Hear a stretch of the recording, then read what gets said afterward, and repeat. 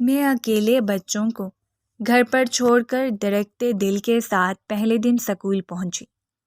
سارا دن ذہن بٹا رہا، کام پر دھیان کم اور گھر میں موجود اپنے اکیلے بچوں پر زیادہ تھا۔ سکول کو چھٹی ہونے والی تھی جب گھر سے بچوں کی کال آئی۔ میں نے جھٹ سے فون کان سے لگایا تو بیٹی کی بات سن کر میں اپنی جگہ پر جم سی گئی، جو کہہ رہی تھی، مما جلدی آئیں، گھر میں آگ۔ میرا نام فاخرہ بتول ہے۔ اکثر دیکھنے اور سننے والے میری تعریف کرتے ہیں اور کہتے ہیں کہ تم بہت عقل مند ہو، بہت ہمت والی ہو۔ تو میں اپنی زندگی پر نظر دوڑاتی ہوں اور سوچتی ہوں کہ میں ہمت والی تھی نہیں، مجھے ان ٹھوکروں نے ہمت والی بنا دیا۔ میری آج کی کہانی بہت سے سننے والوں کی ہمت بڑھائے گی۔ میں بہاول نگر شہر کی رہنے والی ہوں۔ اپنے والدین فاروق احمد اور سکینہ بیبی کی ہم دو ہی اولادیں تھیں، بڑا بھائی شہزاد احمد اور اسے 2 سال چھوٹی میں فاخرہ بتول۔ شادی سے پہلے ماں باپ کے آنگن میں زندگی گل و گلزار گزر رہی تھی۔ اصل کہانی مشکلات اور آزمائشیں تب شروع ہوئیں جب میری شادی ہوئی۔ میرے ماں باپ نے ہم دونوں بہن بھائی کو اچھی تعلیم دلوائی اور اپنے پاؤں پر کھڑا کیا۔ میں اپنی تعلیم مکمل کرنے کے بعد سرکاری ٹیچر کی نوکری کر رہی تھی۔ نوکری کرتے ہوئے مجھے 1 سال گزرا تھا جب میرے ماں باپ نے میرا رشتہ ظفر سے طے کیا اور میں بیاہ کر ظفر کی دلہن بن کر اس کے گھر آ گئی۔ شادی سے پہلے ظفر ایک اچھی ملٹی نیشنل کمپنی میں جاب کرتے تھے، مگر شادی کے چند ماہ بعد ہی ظفر نے وہ نوکری چھوڑ دی تھی۔ جب میں نے اس بارے میں ان سے استفسار کیا تو کہنے لگے کہ میری وہاں پر بہت سی لڑائی ہو گئی تھی، اس لیے میں نے اس نوکری پر لعنت بھیجی اور گھر آ گیا۔ ظفر کا یہ رویہ دیکھ کر مجھے تھوڑی سی پریشانی بھی ہوئی، کیونکہ اس طرح کا رویہ رکھتے ہوئے ہم کسی بھی اچھی جگہ نوکری نہیں کر سکتے۔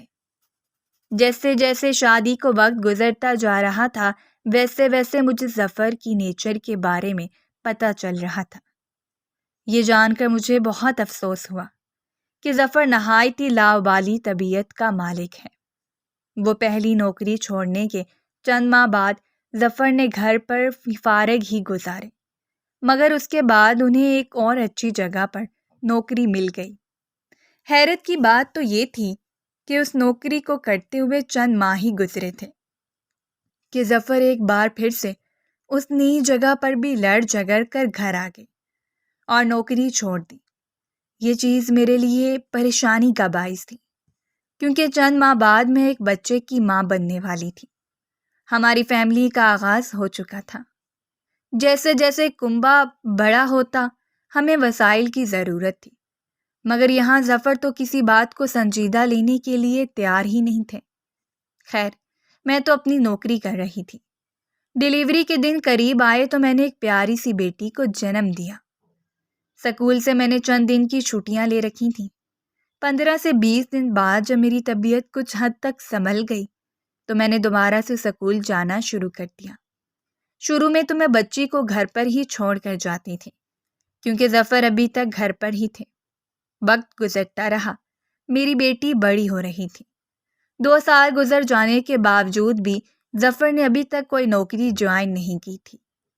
اب تو کبھی کبھار مجھے اس بات کا بھی شک محسوس ہونے لگتا کہ ظفر جان بوجھ کر نوکری نہیں کرتے، کیونکہ گھر میں اچھی خاصی کمائی آ رہی تھی جس کا ذریعہ میں تھی، اور اس لیے ظفر آرام سے گھر پر بیٹھے تھے۔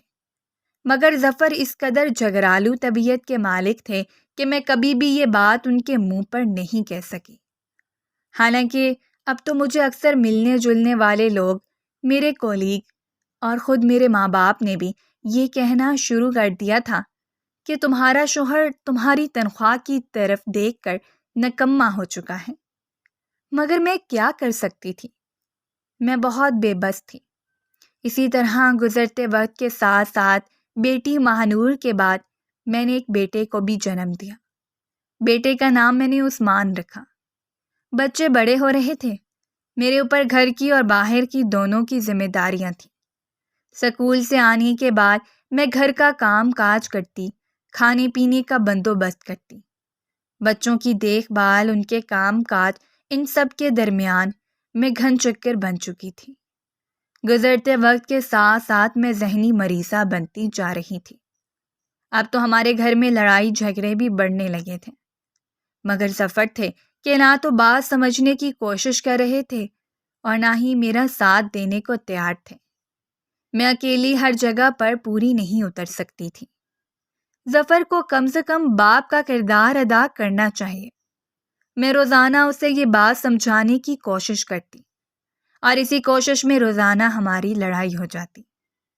دن بھر کام کاج میں مصروف رہتی اور رات کو شوہر سے لڑ کر جب میں بستر پر لیٹتی تو ہزار طرح کی سوچیں میرے دماغ میں جگہ بنا لیتی، اور رات کو سو کر جو تھوڑا بہت دماغ فریش ہو جاتا تھا وہ سلسلہ بھی اب ختم ہو چکا تھا۔ دن بدن میری صحت تباہ ہو رہی تھی، ذہنی طور پر بھی اور جسمانی طور پر بھی میں بہت ڈسٹرب ہو چکی تھی۔ بالآخر ایک دن میرا صبر جواب دے گیا۔ اس وقت میری بیٹی مانور 6 سال کی اور بیٹا عثمان 4 سال کا تھا۔ مسلسل 4 دن میں نے سکول سے چھٹی لی۔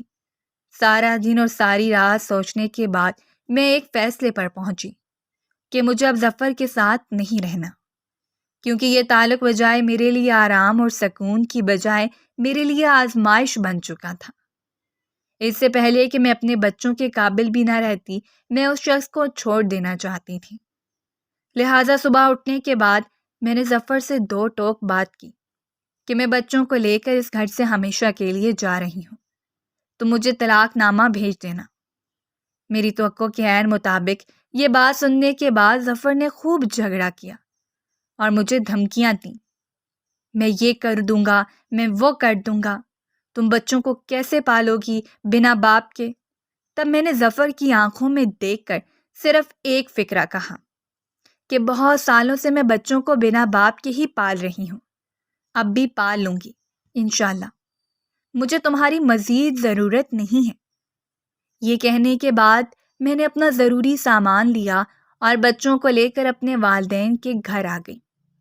دوسری طرف میں آپ سب کو یہ بتاتی چلوں کہ اس دوران میرے ماں باپ دونوں وفات پا چکے تھے۔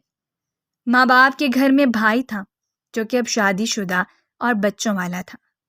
جب میں بھائی کے گھر پر پہنچی تو میری توقع کے عین مطابق اس نے بھی میرے اس فیصلے کی مخالفت کی اور میری بات سنتے ہی کہنے لگا، یہ تم نے بہت غلط کیا، تمہیں اپنا گھر نہیں چھوڑنا چاہیے تھا۔ میں حیران نظروں سے اپنے بھائی کا چہرہ دیکھنے لگی اور اس سے پوچھا کہ میرا گھر؟ میرا وہاں پر کیا تھا؟ بھائی، 2 بچے، اور ان کو بھی میں اپنی تنخواہ سے پال رہی تھی، باپ تو صرف نام کا تھا۔ میری بات سننے کے بعد میرے بھائی نے افسوس سے سر ہلایا اور کہنے لگا، جو بھی تھا گھر تو تمہارا تھا، گھر نہیں چھوڑنا چاہیے تھا۔ میں نے کہا، اب تو میں وہ گھر چھوڑ آئی ہوں، اب کچھ نہیں ہو سکتا۔ چند دن بھائی کے گھر پر رہی تو پھر ایک دن وہ میرے پاس آیا، میری مٹھی میں چند پیسے تھمانے کے بعد کہنے لگا، بس میں تمہاری یہی مدد کر سکتا ہوں، تم اپنا کوئی ٹھکانہ کر لو، کیونکہ میرے گھر کا ماحول خراب ہو رہا ہے۔ میں حیران پریشان نظروں سے اس کا چہرہ دیکھتی رہی۔ جس ماں باپ کی وہ اولاد تھا، اسی ماں باپ کی اولاد میں تھی۔ وراثت میں، جائیداد میں میرا بھی کوئی حق تھا، مگر مصیبت پڑنے پر بھائی نے بھی آنکھیں پھیر لی تھیں۔ خیر، میں نے اللہ کا نام لیا اور اپنے بچوں کو لے کر بھائی کے گھر سے بھی نکل آئی۔ اب میں نے اپنی ایک سہیلی کے گھر کا رخ کیا۔ یہ میری بہت ہی اچھی اور مخلص دوست تھی۔ اس کے گھر پر پہنچی تو جیسے ہی میں نے اسے ساری صورتحال سے آگاہ کیا تو وہ کہنے لگی، چند دن میرے گھر پر رہو، مگر میں تمہیں صاف الفاظ میں بتا دوں کہ زیادہ دن تمہیں نہیں رکھ سکوں گی۔ میں نے کہا، ہاں میں جانتی ہوں، تم فکر مت کرو، میں چند دن میں ہی اپنے رہنے کا کوئی انتظام کر لوں گی۔ اس کے بعد میں نے اپنی اس دوست مہوش کے ساتھ مل کر کرائے پر ایک گھر دیکھنا شروع کیا۔ جلد ہی مجھے 2 کمرے کا ایک خستہ حال سا مکان مل گیا، جس کا کرایہ بھی نہایت مناسب تھا۔ بچوں کو لے کر میں اس گھر میں شفٹ ہو گئی۔ یہ گھر مہوش کے گھر سے کچھ ہی فاصلے پر تھا۔ جو 10,000 مجھے بھائی نے پکڑایا تھا وہ میں نے مالک مکان کو ایڈوانس کے طور پر دے دیا۔ یہ میرا 3 ماہ کا کرایہ ادا ہو چکا تھا۔ مکان کا 3 ماہ کا کرایہ ادا ہو چکا تھا، اس طرف سے تو میری پریشانی کچھ ختم ہوئی۔ اس کے بعد میں نے مہوش کو ساتھ لیا اور سونار کی دکان پر گئی، کیونکہ میرے پاس کچھ سونے کی چیزیں پڑی تھیں اور اب مشکل وقت میں وہی میرے کام آ سکتی تھیں۔ وہ سونا میں نے بیچا تو اس سے میرے ہاتھ تقریباً 70-80 ہزار روپے آ گئے۔ ان پیسوں سے میں نے گھر کی کچھ ضروری چیزیں خریدی اور راشن ڈلوا لیا۔ میں بہت ہی ضروری اور بیسک چیزیں لے رہی تھی، کیونکہ مجھے پیسے کو بہت سنبھال کر خرچ کرنا تھا۔ یہ سارے کام نپٹانے کے بعد میں نے بینک کا رخ کیا، کیونکہ اس سے پہلے تک میری تنخواہ ہمیشہ ظفر کے اکاؤنٹ میں جایا کرتی تھی۔ میں نے بینک میں اپنا نیا اکاؤنٹ کھلوایا اور پھر چند چھٹیوں کے بعد جب میں پہلی بار بچوں کو اکیلے گھر چھوڑ کر سکول گئی تو ذہنی طور پر میں بہت پریشان تھی، کیونکہ کام میں تو میرا دھیان لگ ہی نہیں رہا تھا۔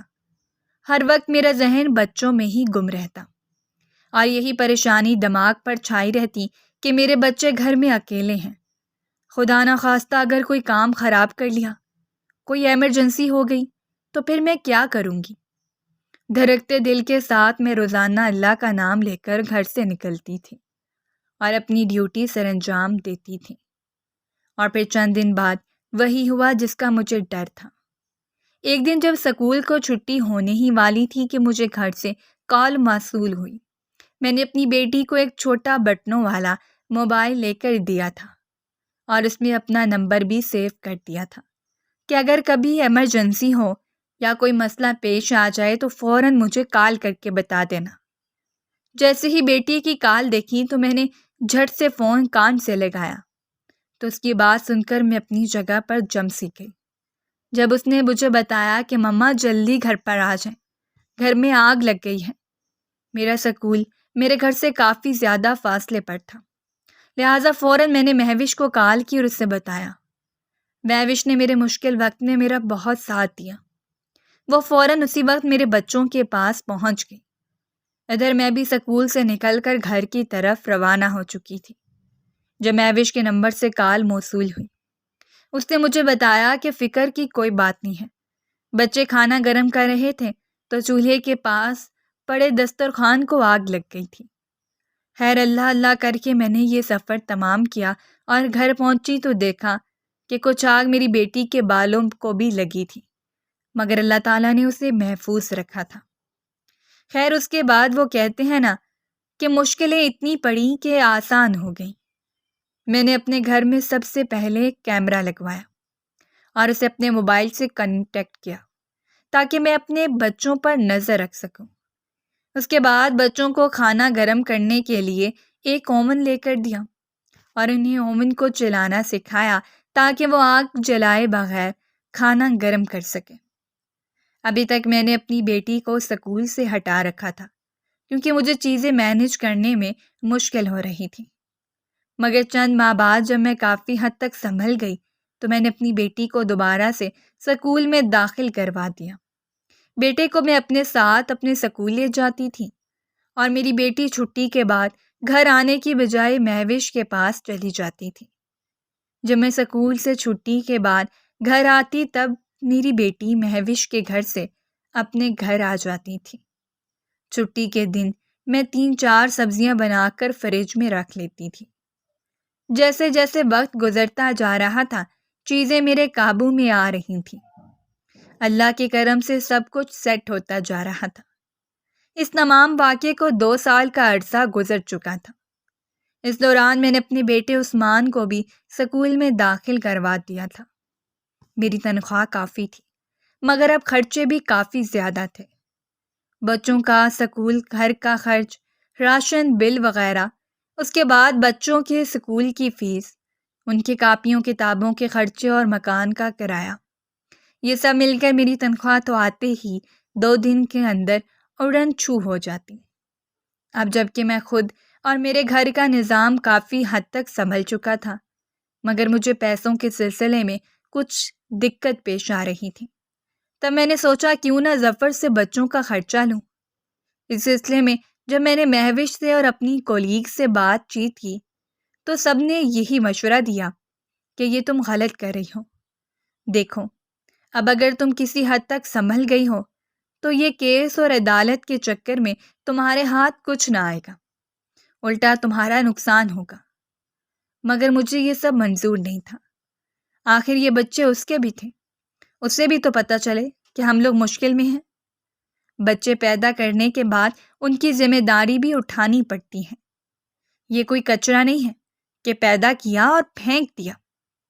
اسے اس بات کا احساس دلانے کے لیے ضروری تھا کہ اسے عدالت کے چکر لگوائے جاتے، اسے بھی عدالت میں گھسیٹا جاتا۔